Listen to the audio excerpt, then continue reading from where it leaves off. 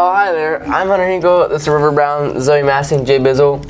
It's time for the Panther Recap. This week, the football team has a bye week because they're the #1 team in the region. They will play the winner of Heath at Fairfield Union next Friday at The Rock. Volleyball will play in Wheelersburg in the regional semifinals on Thursday at Logan High School. Be sure to go and support. Speaking of volleyball, we're going to send it to my favorite tall man and favorite interviewer in this media class, Sam Rupe. Take it away. Hello everyone, I'm Sam Rupe. I'm here with Lexi Foreman, Coach Board, and Jorja Burkhart, and we'll be talking about volleyball. So Coach Board, both teams are red hot. New Lexington is on a 10-match win streak, including playoffs, and Wheelersburg is on a 12-game win streak. What's it like preparing for a regional semifinal between two programs that have been this dominant? Yeah, I think this is a team we've seen multiple times. We scheduled them throughout the course of the summer just to see how we kind of matched up against them. I think it'll be a super exciting one. Our gameplay is very similar. The style of play that we have and the way that we run our offense and defense is very similar. So I think it'll be a super exciting one to watch. Okay, and Jorja, when you look at how much success both teams have had, what's the team's mindset heading into such a high-level match? I think we're going in confident. I feel like after the Zane Trace, we put that under our belt. So I feel like now we feel pretty confident in our ability to perform. Good.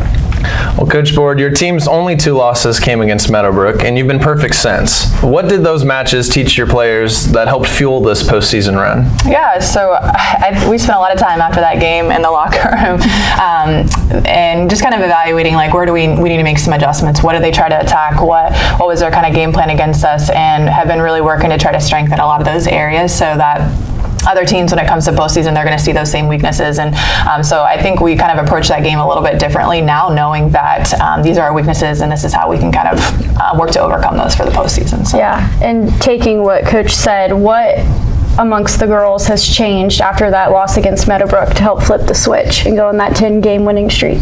I think after the second loss to Meadowbrook kind of lit a fire under our butts. It was I mean, when we lost the first one in a 5-set match, you're like, okay, we're still good. We can still beat them. But then, when you lose the second time, you're like, man, that kind of lit, I would say. I think practices after that, too. I feel like every game we've gone into, we've been really mindful about that. Yeah, and I think it's been big, too, with it. Just those games were very, very small margin of error. The last game was a 1-point differential between them. So it's right there. It's something that could have went either way. And so just trying to really limit mistakes to see how we can kind of overcome in those situations when they are tight, because that's what you're going to see in regionals. Well, Coach, according to Max Preps, Wheelersburg hasn't lost a set since October 4th and has only dropped 6 sets all year. How do you approach facing a team that rarely gives an inch? Well, we're going to try to go toe-to-toe with them. They have a strong outside presence. That's something that we've been trying to prep for. But we have hitters across the board that I feel very confident can put a ball away too. So I think just trying to figure out where their strengths are and figure out how we can try to slow those down just a little bit and then really capitalize on our strengths to be able to go right back at it. They got to stop ours as well. So I think it's just really trying to pull out all your strengths as much as possible right now. Yeah, and I think that Meadowbrook kind of gives you a similar look to Wheelersburg with that outside presence too. So they run their offense again and defense very similar to them. So I think it'll be a similar game that we saw against Meadowbrook two times already this year. So definitely. So along with that, Jorja, your team has only lost 10 sets all season. What does that say about your ability to stay composed? Close out those close matches? Yeah, I think it speaks volumes because we've been down not once but twice this year in an 0-2 deficit and ended up pulling back for a 5-set. So I feel like having that underneath our belt, I mean, Coach Board says it all the time. It's we go down 0-2, she doesn't even bat an eye because she knows that we'll come back. I think that we are mentally resilient and that, I sometimes, you can catch me smiling, when we go down, 5-zip in the first set, I'm just well, this is us. This is what we do. So, not that it's a good thing that we go down like that, but we do. We bounce back pretty quick. Well, even you've done that in the postseason, too, in that first game against Piketon. That first set, that girl went on that serving run, and I was like, I'm not nervous. This is just kind of sometimes what they do. So yeah. So, Coach, what are the biggest keys to success Thursday night, and not just, hey, we're going to go try to win? What's your biggest key to success? Well, one of the biggest is kind of what she just talked about, is just being resilient. They have some really, really good hitters, and they're going to get some really big swings. And I think if you ride on emotion there of like getting yourself down because of how much they're attacking, then we're going to have a hard time coming back out of serve receive. So one of the biggest things we always talk about is like the next ball is in the serve receive, and that's your best opportunity. So we can't focus necessarily on what they're doing offensively. That is going to, I mean, they're going to smack some balls. So we can't focus just on that. We got to focus on how we're going to bounce back for that next play, because in volleyball you're always 1 point away that you can kind of swing this back and forth. And so that's going to be one of the biggest things, is just being resilient after a big swing for them. And then one of our go-tos is just always trying to own the serve and serve receive battle. If you can have a slight edge over that, then you're going to be able to win the game. And so that's kind of what we focused a lot on, is just focusing on our fundamentals of serve and receive and trying to really dominate those. Yeah. Jorja, what part of your team's play style or chemistry do you think can make a big difference in a match like this? I think that we're the best in the state at long rallies. I think that in long rallies we thrive, and I think that's a big component of the game. And I think that we do a good job being scrappy. Like, we send balls over all the time that are like, sometimes you're like, man, that's not playable. Yeah. And I think another thing about us being able to come out of like deficits is like, even when we're up like 15-6, we're still playing our hardest because we know that we come back from that. So then we just think that teams can get an edge and come back. So definitely. Well, Coach, leadership has clearly been a strength due to being fairly senior heavy. How have players like Jorja stepped up during this playoff stretch? Yeah, I mean, Jorja's given post-game or pre-game speeches now, and just making sure everybody's kind of locked into the things that they do. But I think, she stepped up in terms of using her voice and communication and in just performing, getting the ball to the people that need to get that. I think Chloe's a kid that she wants the ball in those pressure situations. She doesn't care, like, give me the ball. She's going to take care of those. And so I think those two especially have just really like, I'm gonna stay composed in this moment. And I think that is leadership, is being able to be composed in those moments and allow your team to kind of ride off of your own energy and your own composure, so that everybody feels like, hey, we still got this, versus feeling threatened or feeling like you need to back down. And so I think their composure, especially in those moments, amongst a lot of others, but those are just two. I think her vocal side, and then Chloe, just give me the ball, like in this situation, I'm going to take care of it, has been two big ones right now. And I think that comes from those, like Jorja, Chloe, Gracie specifically, their experience, from that tournament run a couple years ago, and then having to step into a leadership role so early as a sophomore. So that's my next question is, Jorja, what's it been like to take on leadership role and help set the tone for the team on and off the court? Me and Coach Board had a discussion at the beginning of summer, because sometimes when you step into that role, it's a lot, and like sometimes like you just want to focus on yourself and your play, but like somebody has to be the giver, and I feel like I've given as much as I can, and I just think I wouldn't want anybody else to do it. Yeah, it shows. And I think, you stepping into that leadership role, I mean, I've seen it since your sophomore year. Having to step over and take over a varsity court it's a big job, but you've done a really nice job at that. Thank you. You're welcome. Well, this was a question that our wonderful media professor, Joe Higgins, came up with. Is there a Coach Board competition between whose team will make the better playoff run? That's like the second or third person that's asked me that. We don't talk too much in that regard, I guess, at home. We kind of talk about how our teams are doing, but then the rest of the time we're just trying to give some time to our boys. As crazy busy as we are, that's been the focus, is just trying to make their time still special with them being so little. So last night was pumpkin carving, so that's what we got accomplished versus anything else. So I guess we'll see. I mean, we obviously want to make a great run, and I did make a great run too. So no, just kind of support each other. Might have that debate soon. Well, Coach, describe your feelings. Next podcast there. Yeah. Well, describe your feelings on how far this group has come, not just in wins and stats, but as growth in the team. Yeah.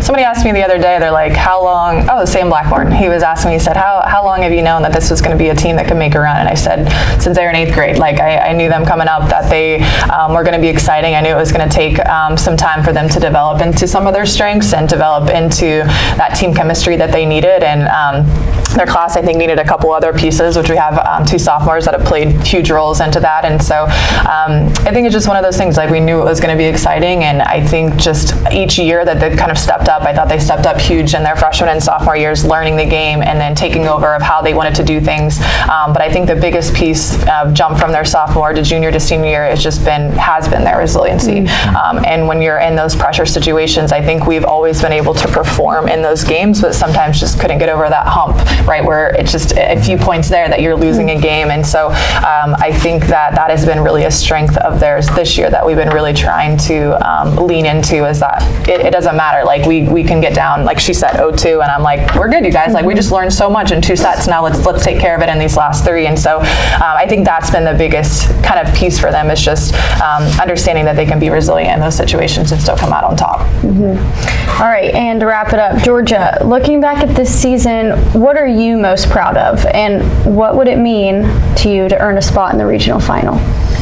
I would say I'm most proud of our just bouncing back, our team. Like last year it was like a big thing. If we went down even a set, I feel like we were frazzled, but I think this year we really do take it as like a learning opportunity. So that's why I would say I'm most proud of our team, and I'm most proud of our team's chemistry. Like we genuinely love each other so much, and it shows in every aspect. Like I feel like another thing is like our team bondings, I feel like in the past have been kind of just like surface level and stuff, but like I genuinely think that this year like we've taken all of those and like we have so much fun together. You can tell, definitely.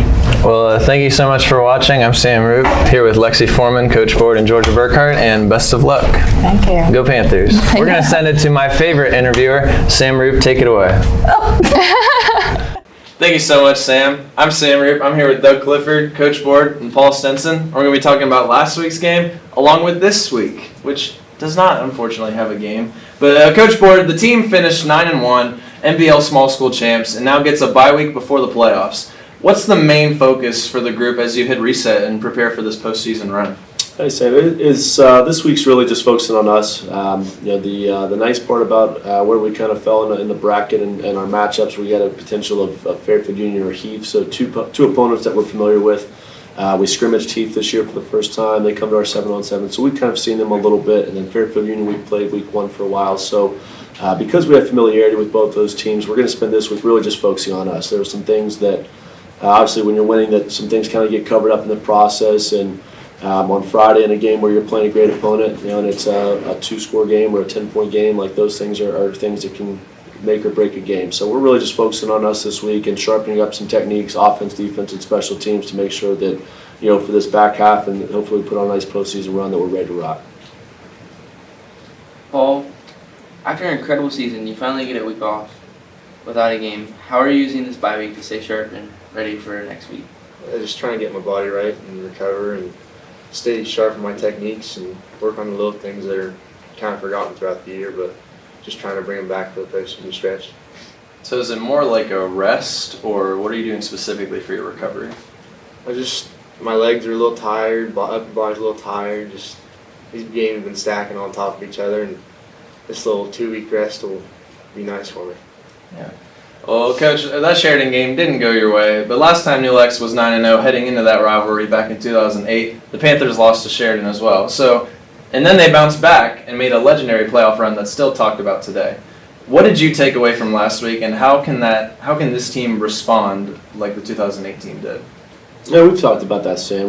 We said 06 and 08 were the last 2 teams that had this opportunity. One won it, went in the playoffs. I think they won a game then lost, and then 08 lost that game and then went on to win 12 games. They're the winningest team in school history with a number of wins and state semifinal appearance. So, we kind of talked earlier in the year about the Tri-Valley game. That can't be the pinnacle of our season.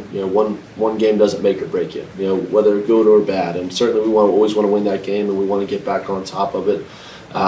But in a big game like that where you have 2 very good teams, penalties, turnovers, and some big plays really changed the landscape of that game. And we had a couple big plays that went against us, and they played about as clean as they had. We out-yarded them, but we had two costly turnovers, one that led directly to a score from a short field. So we always feel like if we can make teams have to drive the field on us when we're on defense, that we're going to be in a good spot. I don't know that we've allowed a team more than 60 yards to go up and down the field and score on us. So we've done a good job preventing that. But when we give them a short field, when we give up a special teams touchdown, those are the things that you're really not accounting for it and you're not making them have to drive. So that's what I said. We just really got to focus on us this week and improve some of those things. But I thought there was some good things. I mean, we competed. We faced some adversity. We really had in the last couple of weeks. We've had a couple of blowout wins, and so we had to do some things that we really haven't had to do the last few weeks. So it put some guys in that pressure, kind of those pressure positions that we're going to see in the playoffs, because you're not going to have 50 to 15 games or whatever. You're going to be facing good teams that you're going to have to play 4 full quarters. So that was what I took from it. We faced a little adversity, which we hadn't seen in a couple of weeks, and we battled right to them. Like I said, that was the cleanest game that Sheridan had played to this point. We watched 4 games of them, and they had made some turnovers, some penalties, or some mistakes, and really they played as clean as a game as you could, and we didn't. And that's really what it boiled down to, is a handful of plays. Paul, what do you guys think about the history of the successful New Lex teams, and how do you mean to respond the way 2018 did? Well, if you think about the history of New Lex, we've always been a very competitive team, and if you think about how our record has shown us this year, it's just we can be a dominant team and put like a good stretch into this postseason. What would it mean to you to respond just like that 2018 did? What would that mean to you personally? I mean, it'd be huge. I mean, it'd be pushing weeks into November. It'd be my entire senior year just riding on this football team. Yeah. Coach Dewar's a little unhappy because then it takes time away from basketball, but well, let Coach Dewar know that the players fully anticipate playing into November, which means there's not going to be enough time for the bank test. If he says, hey, no bank test, the players may say, okay, we'll come to basketball. But we're hoping to have a nice long run. But I know that that's something that's in the back of everybody, specifically Paul's brain, is, as soon as this run is over, whenever it is, hopefully late November, maybe early December, that'd be all right. He's thinking, well, that darn bank test is on the other side of this. Yeah. So that might keep driving Paul to really continue his football career right now. Yeah. For context, for anybody that doesn't know, the bank test is a conditioning test that we do before every basketball season. It's 4 sets of 5 down and backs. And depending on your speed, there's a certain amount of time that you need to get every single time to pass. If you don't pass it, you have to run it again, like Jarek Braglin had to, because he was throwing up the first time, so he had to run it again. Anyways, Coach Board, you'll be facing the winner of Fairfield Union and Heath this next week. Back in week 1, you beat Fairfield Union 26-6 at home, and like you said, you faced Heath in 7-on-7s. Like Ohio State players said last year before facing Oregon in the Rose Bowl, it's hard to beat the same team twice. If it is Fairfield Union again, what's your mindset going into a rematch like that? It's very possible. It's 2 very balanced teams, similar records, similar styles of football. Both are physical, want to run the football and really control the clock. So I think first and foremost, it's going to be the shortest game of the playoffs this week, just because everybody's going to run the ball. Very few passes will be thrown. But it's tough. The more times you see a team, you're going to be able to exploit some things, good and bad. So, we week 1 weren't who we are right now. I think we were, because I don't go into scrimmages looking to win the scrimmage. Our job in the scrimmage is to see what guys can contribute for us on Friday nights. So like we knew Paul was going to be able to carry the rock and do some great things. So Paul really didn't get as many touches as what we would have in a regular season game. We didn't throw the ball as much because we wanted to see what the offensive line could do.